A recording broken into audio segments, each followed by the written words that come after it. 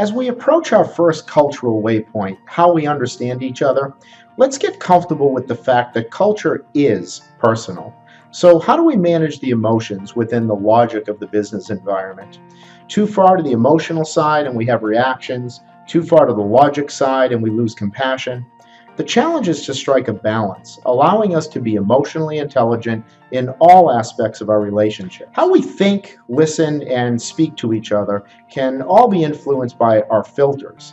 Cultural intelligence is just an inventory of known facts that help us compartmentalize a person, a place, a country, a region, and so on. However, when you add emotional intelligence, you augment the inventory with caring, compassion, and a multitude of other human balancing emotions that create the human element and negate stereotyping pitfalls. Let's break this down into smaller parts that you can pack easily for the journey ahead. Have you ever stepped back to ask yourself, how do we think about each other? How can you demonstrate interest in someone and therefore generate a collaborative working relationship at the outset? With due diligence and care, it's easier than you might think.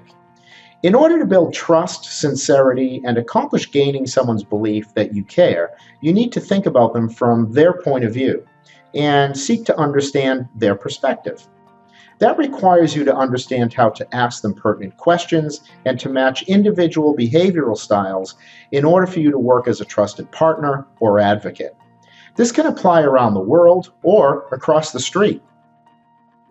Design thinking skills encourage you to develop knowledge and understanding before proceeding to action.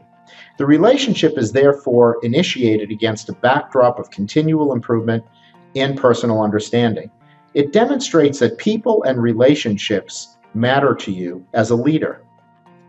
I can recall a time that a team leader at a client in New York was mandating that teams in Singapore participated in early morning calls. The manager thought he was doing a good deed for the team in Singapore by having the New York team participate late in the day, when in fact it was the exact opposite.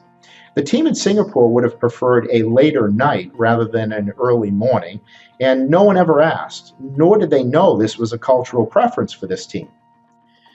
This story has always stuck with me because it reinforces the need to communicate and not act on assumptions or stereotypes. Don't act on what we think about each other. Act on what we know about each other. This is where true understanding really comes from. With so much noise around our communications, how do we really listen to each other? Do you listen to understand, or do you listen to just hear? A consultant at my firm, Victor, told me the time he interviewed President Bill Clinton. He noted that the foot traffic was busy as he stood outside of the conference room. Secret Service were bustling around, and he could see the president making notes and reviewing a speech that he was going to make at the conference.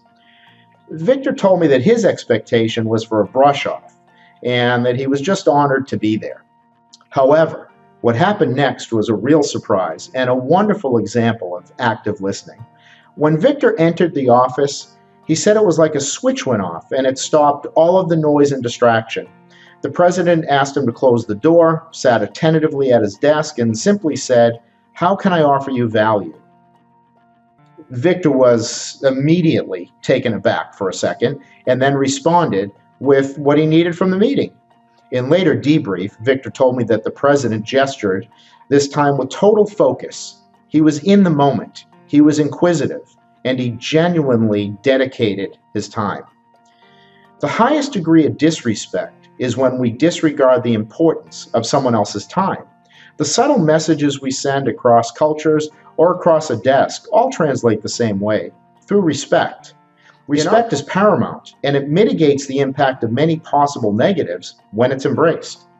Be in the moment, be respectful, and always be aware of the other person's time. How do we speak to each other? When time is tight, emotions are high, we really don't know each other, or a world separates us. So many variables to consider, only adding to the complexity of answering the question, how do you prepare to convey a clear and relevant message when communicating with colleagues? Thinking about someone's situation and listening actively can go a long way. You need to enhance planning and preparation skills in order to convey a clear and relevant message. This requires consideration of the type, manner, and impact of the words that you choose. The development of clarity and simplicity, whilst illustrating knowledge and expertise within your point of view, is key to gaining confidence in all of your messaging. Aligning the relevant points of interest and matching them with the audience can be very difficult if you don't take the time to do your research or get to know the person that you're speaking with. Remember, cultural intelligence is an inventory that you must care enough about to build and act upon. The action of preparation requires that you deeply consider your knowledge and experience as a catalyst to develop a responsive rather than reactive communication style. Focus on listening to and understanding others' points of view. Explore opportunities to align with their objectives. Practice using non-emotive words that generate collaboration, and understand that speaking is an art that you need to practice.